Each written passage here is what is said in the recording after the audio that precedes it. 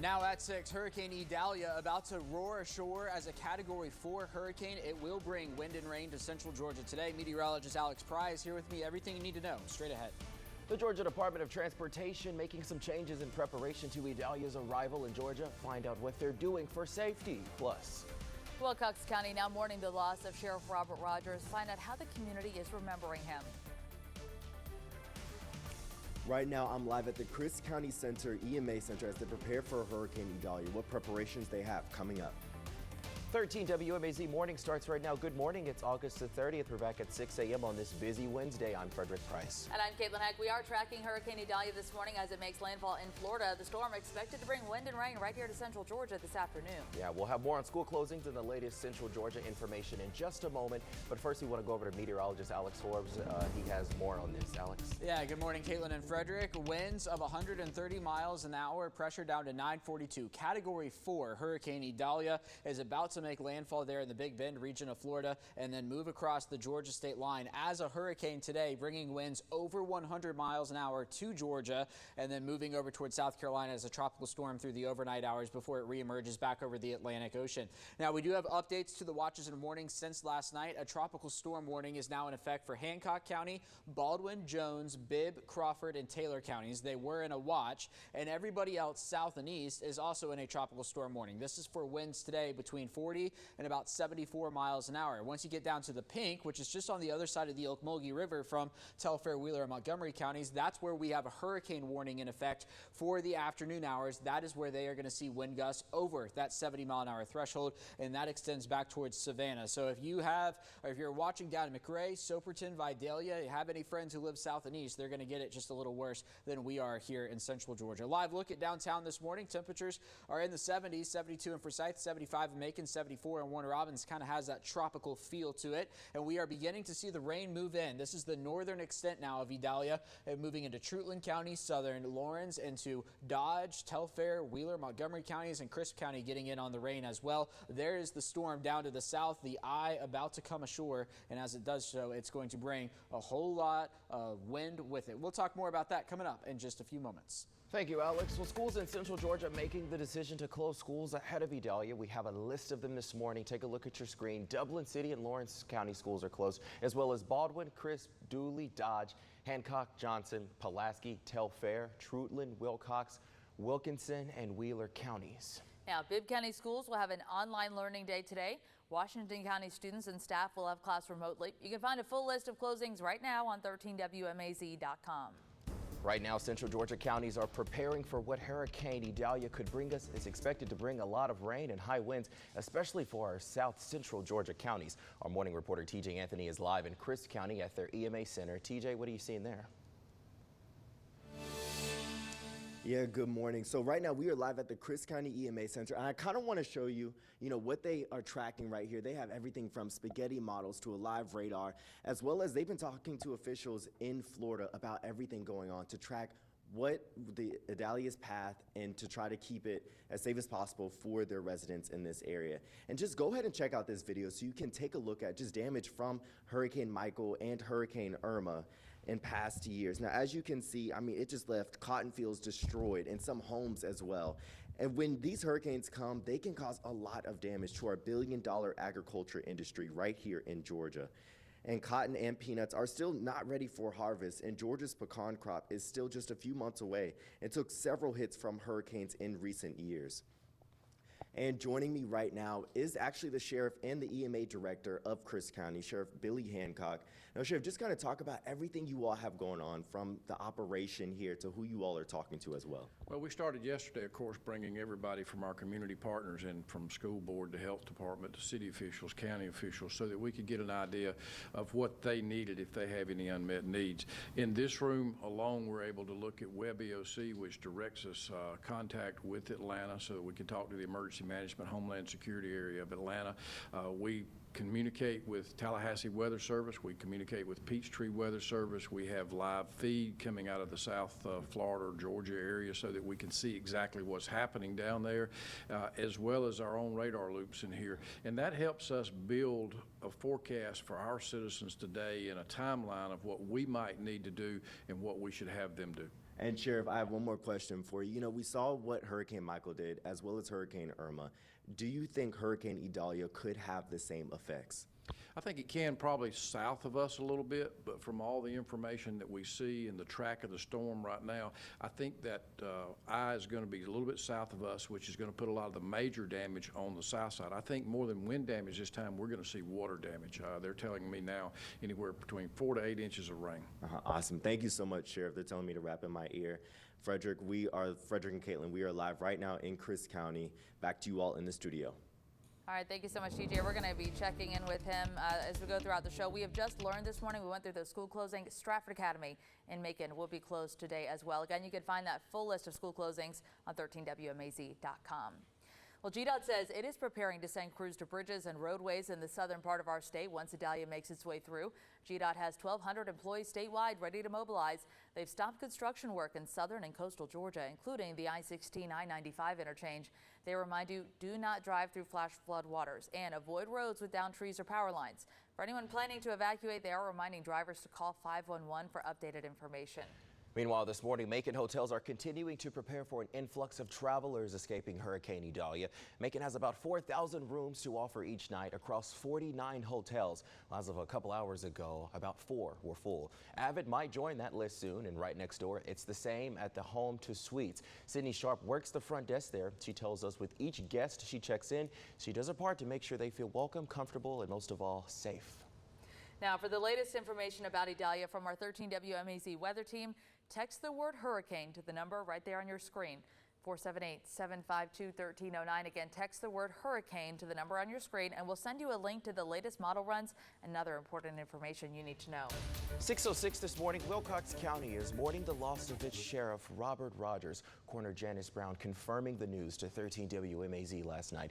Brown says Sheriff Rogers was driving on Highway 233 on the way to a domestic call when he lost control of his car and hit a tree on Matthews Road. Neighbors and people who knew him gathered outside the sheriff's office. Rogers was elected sheriff in 2016 and won re-election in 2020. And this morning, a teen is dead and another hurt after a Jeep they were in flipped over. The Bleckley County Sheriff's Office says it happened on Churchwell Road around 10:30 Monday night. Crews took one teen to a hospital. The other teen, 17-year-old Isaiah Warren, died in the accident. GSP says the crash is still under investigation. Right now, a 12-year-old is recovering after getting shot. The Bibb County Sheriff's Office believes it happened in East Macon near Bowman Street and Cochran Avenue. Around 2 p.m. yesterday, deputies were called to a medical facility where someone brought the boy. They say he is expected to be okay. The shooting is still under investigation. If you have any information on this, call the Bibb County Sheriff's Office at 478-751-7500 or Crime Stoppers at 1-877-68-CRIME. All right, we are continuing to monitor the latest on Hurricane Idalia this morning as it begins to move into the United States and eventually towards central Georgia. Seeing some low clouds out there across central Georgia at the moment. 75 in Macon, 74 in Warner Robins, and 75 in Rochelle. But there it is, the northern extent of the rain now in Treutlen County, southern Lawrence, almost into Eastman, into Wilcox and Crisp counties. That's going to begin moving into Dooley, southern Houston, Bleckley, Dublin here over the course of the next little while as the whole storm continues to lift towards the north. The center of it, we just got the 6 a.m. advisory, and you can see it is coming closer to the coastline there. It is going to make landfall somewhere near the Horseshoe Bend area, if you are familiar with this section of Florida, and you can see how tight that eye is. And as it comes ashore, right in that red, right in there is where the heaviest, strongest winds are going to be, with winds up to about 130 miles an hour as it comes ashore. So that's where it's at right now. Pressure down to 942, moving towards the north-northeast at 17. We track this now into southern Georgia, and the plan is for it to still be a hurricane as it crosses the Georgia state line and then makes its way towards South Carolina. So we are going to be about 50 miles from the center of the storm, but we are still going to see a ton of wind and rain on our side of the storm as it passes us by to the southeast, and that's going to cause for a mess today across central Georgia. Because of that, we've got warnings all over the place. Hurricane warnings from the Tampa area up through Tallahassee. That extends through Valdosta over towards Savannah and now across into South Carolina. We do have tropical tropical storm warnings for Sparta down to Vidalia, over to Cordele, and back up to Butler. So this includes Roberta, Macon, Milledgeville, Irwinton. Houston County is included within this. Bleckley County, so is Pulaski, and down towards Dodge County. This is for winds today between 45 and 70 miles an hour. That is what the tropical storm warning is for. 75 plus is the hurricane warning just down to our south. So let's time it out on Future View. The rain that we're seeing across the southern tier counties now is going to continue to expand across central Georgia today. There we are at 7 p.m. on into the noon hour. Once we start to get into these yellows right in here, this is going to be the heavier rainfall, the stronger winds beginning to move in. So I'm going to say from about 10 to 4 p.m. today is going to be the timeline on that. There we are at 2 p.m. The back edge will begin to move out. This is when we'll begin to dry out, say, in Macon and in Warner Robins, and then it will all begin to move out of here by about 5 p.m. But what I want to point out to you is even though the bulk of the rain is going to be off to the east at this point, we are still going to be looking at tropical storm force winds while it is not raining outside as we get later into the night tonight. They will be possible with those gusts over 40 miles an hour. So just because you see the back edge of the rain moving out does not mean that the wind threat is over. Once we get into the overnight hours, that's when we'll begin to clear out almost completely. So 10 a.m. to 4 p.m., winds to 70, max rain 5 to 7 inches. Meteorologist Alex Pry is over in the Weather Center this morning. Alex, you've got some more specifics on the wind and rain, but more importantly, the power outage potential we could see here in central Georgia.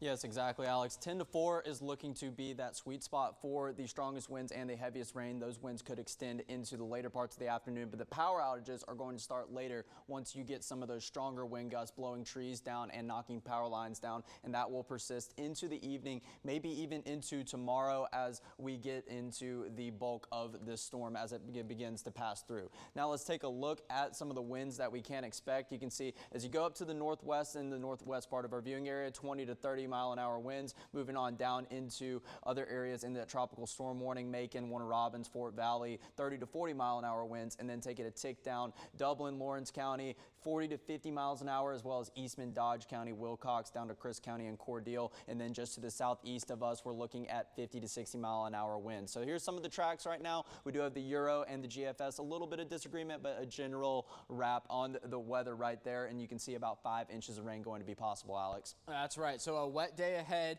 but as soon as we get the rain out of here, we will be looking at nicer conditions prevailing as soon as tonight. So again, still windy on the backside of the storm, but by the time we get into the overnight hours and into tomorrow morning, it's like nothing ever happened. A usual summertime morning with temperatures in the low 70s, back into the 90s for tomorrow afternoon potentially. I think I kept us in the 80s, but that run of Future View is showing 90s. So today, 77. Please stay home if you can. You don't need to be driving around in 40, 50, 60 mile-an-hour winds. That's just no fun. We will be tracking Idalia all day long. So sustained, I'm looking at 20 to 40 gusts up to 60. Sunrise shortly after 7 this morning. Here's your 7-day forecast. 89 for tomorrow. So again, just shy of that 90-degree mark, but nicer, cooler weather prevails into Labor Day weekend. How about 83 for the first day of September? Break out the jacket, right? By the time we get to Labor Day, looking at 89 there. But we're going to keep an eye on it all. Idalia making landfall in the next few hours here. We'll let you know when it happens coming up in a little bit.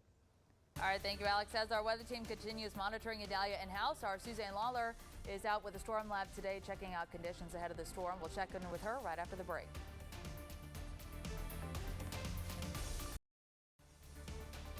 Here we go, Central Georgia. The rain from Hurricane Idalia beginning to move in. We are seeing it move further to the north. Parts of Trutland County getting into Johnson, southern Lawrence. We just saw Suzanne, Lawler, and Dublin already looking at some sprinkles there. Getting into Eastman, Wilcox, and down towards Crisp counties at the moment. Down to the south, there is the storm itself beginning to come ashore. The eye you see right there. And in fact, I do want to drag this back up to the north because, Alex, what I just noticed, that they did issue that tornado watch that we were looking at. That comes right up to us. It does not include us. I really am not too concerned about a tornado threat today because the center is going to push that tornado threat closer to the coast as it comes by. So just worth noting there. But here is the eye as it begins to come ashore. In fact, I am curious to see. Let's draw and see how far away it is now from making landfall. If I had to guess, probably about 40 miles. Actually, about 25. So we're looking at it making landfall probably in the next 2 hours here on the Florida coast. So a Category 4 hurricane, movement towards the north-northeast at 17, winds 130, pressure 942. Hurricane warnings do continue from Florida up into the Savannah area now. We have tropical storm warnings for us in central Georgia. That is for almost everybody, the only exception being really Monroe County, Upson, Jasper, and Putnam. Everybody else winds somewhere between 40 and 70 miles an hour today. That is going to come from about 10 a.m. to about 4 p.m. So there there is in fact, this is a new run of Future View. This is the heaviest of the stuff coming through around the noon hour, and then we get later into the afternoon, and there's 2 o'clock. The back edge of the heavy rain begins to move out, but even as the storm pulls away, we are still going to be looking at strong winds continuing into the night tonight. So 10 a.m. to 4 p.m. going to be the timeline. Meteorologist Alex Pry is in the Weather Center. You have a closer look at this and what to expect in terms of power outages as well.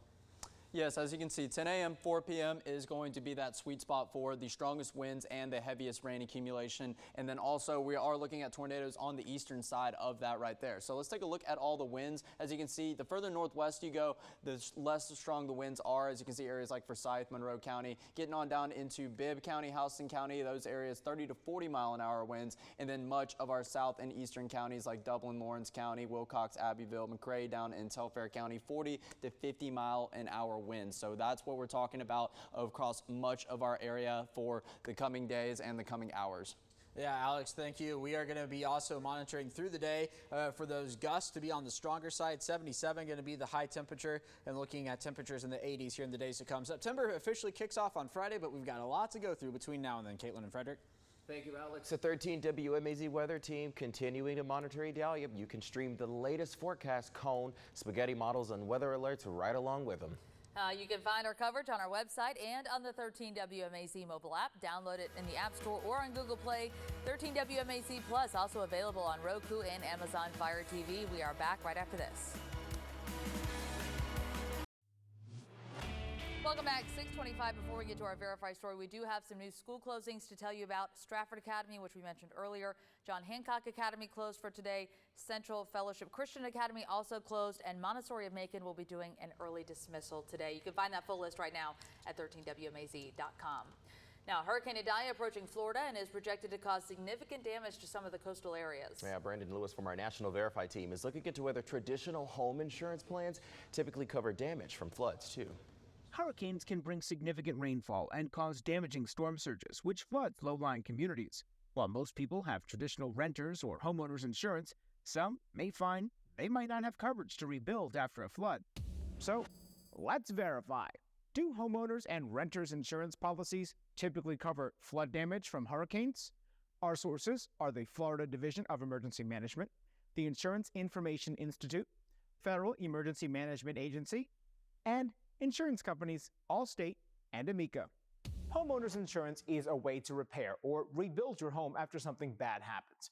Homeowners insurance, along with renters, also helps cover the cost to replace your belongings. Typically, when you buy a policy, the insurance companies will give you a detailed list of events that they cover, or tell you you're covered for all events except those they specifically exclude. All of our sources say standard homeowners and renters policies typically exclude coverage for flooding. Allstate says this includes flooding brought on by or as a result of a hurricane. So, no, homeowners and renters insurance policies do not typically cover flood damage from hurricanes. Instead, you can purchase separate flood insurance from a private company or a policy that's backed by FEMA's National Flood Insurance Program. These policies usually require you to purchase them at least 30 days before they take effect. If you didn't buy coverage ahead of time, FEMA also offers some assistance to people who live in areas that receive a presidential disaster declaration. However, Florida's emergency management warns the average payout to Florida residents from FEMA is usually only about $5,000, which may not be enough for repairs. This compares to claims filed by people with separate flood insurance who receive an average of $29,000. With your Verify, I'm Brandon Lewis. Monitor the latest on Hurricane Idalia this morning. A Category 4 hurricane, winds of 130 miles an hour, moving towards the north-northeast at 17. It will bring wind and rain to central Georgia today. We just got an update in from the National Weather Service in terms of the winds. Meteorologist Alex Pry is over in the Weather Center. I see him right now. Redraw on the graphic. We're going to have that for you coming up here at 6:30. Entrust Infinity of Macon off Riverside Drive at I-75, exit 171. 13 WMAZ is hitting the road, taking you on a tour of Georgia's state parks. People know Indian Springs State Park for a couple of things. Sandy Creek, where all of this water comes flowing, people can play on the rocks, and the water, the sulfur water. I'll tell you why this park has a lot more to offer. There's a lot of history close around. There's a lot of things to do close by. Discover